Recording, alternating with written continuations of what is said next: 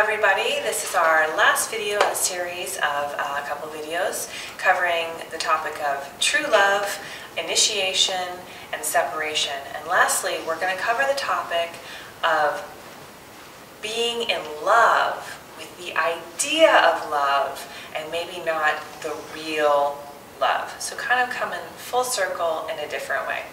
I'm Rebecca for Love Improv. And I'm Sherry, welcome. All right, lady. I definitely have been guilty of being in love with the ideal as opposed to the person. You know, there's a beautiful picture of romantic ideals. There's a smorgasbord of romantic ideals served up to us on a platter, I think, every single day.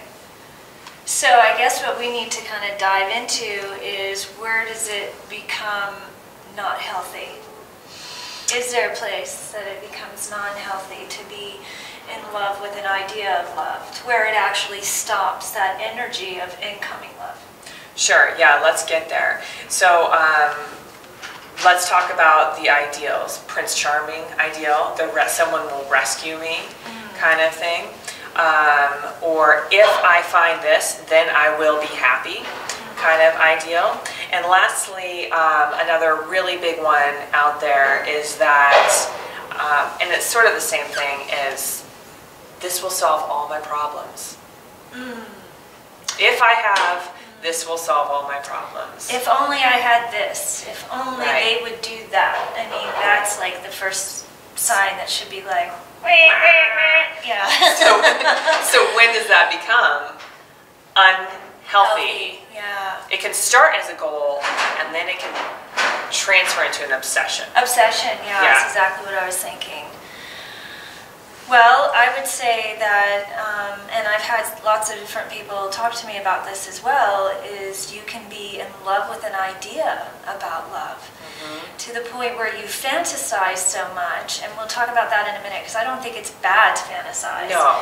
I think it's really important to bring a feeling to what it is that you want to have in your life. However, when it takes over the idea of someone actually coming in and trying to meet you and fulfill a need that looks so high on this pedestal, that's where the problems start to happen. You start eliminating options that really could be great options for you. So what I'm really hearing you say is there's a moment where fantasy actually clouds what's really going on. And I can give an example of this so that we can make this a little bit more concrete. I had the opportunity to participate in a very significant relationship. And in this relationship, I lived in a different state than this other person. And so that perpetuated this like romantic vision of how things were. And you might find this is true in long distance relationships, but it can also happen in relationships where you live together, where you hold this romantic ideal of this person should always act this way so that I can feel okay.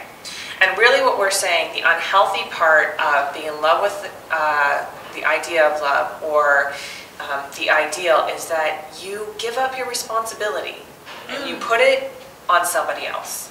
That's a really good point, because you really need to have that intense love and spirit for yourself first, right?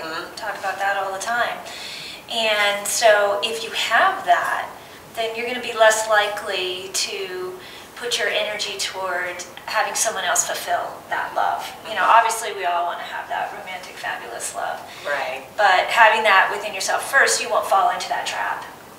And we just recently watched a fantastic movie called Vicky Cristina Barcelona. I know that this movie is made fun of many times over, but there was one great line in there, and that line was, "It's romantic because it can never come to completion." Right? Yeah, intimacy is a form of relational completion, I think. So let me get us all back on track, because we're talking about a big concept and putting it into a little bit of time. So let's break it down for the viewers. Love is a fantastic thing. Romantic love is juicy and wonderful. But there is a moment when you fall in love with the idea and not the person. And we're offering to you that then you don't have the ability to be in real, genuine, nurturing, fantastic relationship. Rather, you're stuck in a holding pattern. And this holding pattern is going to leave you perpetually hungry. So we're going to kind of close out this video. You ready for this? Yeah. How to break the holding pattern. All right. On the next video. No. Got her. No. Sorry. So how to break the holding pattern Okay. is really to, I think, one, don't settle.